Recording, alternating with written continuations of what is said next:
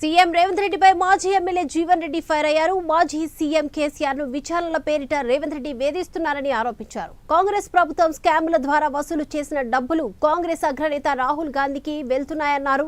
రేవంత్ అనుచరుడు ఫహీం ఖురేషీ మరో నయీంగా మారారని కూడా జీవన్ రెడ్డి విమర్శించారు. లియోనియా రిసార్ట్స్ లో ఫహీం ఖురేషీ 10,000 కోట్ల రూపాయల కుంభకోణానికి పాల్పడ్డారని కూడా ధ్వజమెత్తారు.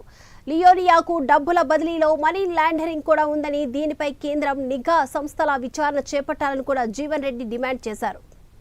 ముఖ్యమంత్రి రేవంత్ రెడ్డి ఒక గురువింద గింజ, తన కింద నలుపు చూసుకోకుండా దొంగే దొంగ దొంగ అని అరిచినట్టు ఇవాళ గౌరవనీయులు తెలంగాణ తొలి ముఖ్యమంత్రి కేసీఆర్ గారు ఆయన మీద నిందలు వేయడానికి కేసీఆర్ గారు కట్టిన ప్రాజెక్ట్ ఏదైతుందో కాళేశ్వరం ప్రాజెక్టు, దాని మీద ఒక విషం కక్కుతా ఉన్నాడు ఈ రాష్ట్ర ముఖ్యమంత్రి. ఆయన ఏం చేయనీకి లేదు. అందుకోసమే ఆయన రేవంత్ రెడ్డి గారు రేవంత్ రెడ్డిగా మార్చుకోవాలన్న పేరని చెప్పి మేము డిమాండ్ చేస్తా ఉన్నాం.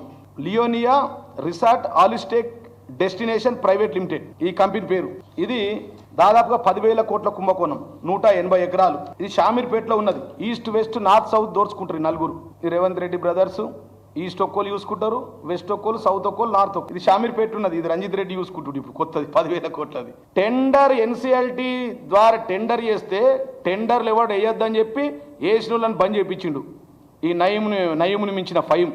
మేము ప్రభుత్వం మాది ఉంది, టెండర్ వస్తే బాగుండదని ఇద్దరిని విడ్రా చేయించింది. ఈ నయం చేపించి రంజిత్ రెడ్డి బినామీ కంపెనీతో వేసి రంజిత్ రెడ్డి అప్పనంగా 10,000 కోట్ల కంపెనీ డేటు 330 కోట్లకు Telangana Nirav Modi, Vijay Mallya white collar crime చేసే రంజిత్ రెడ్డికి అలాట్ అయింది.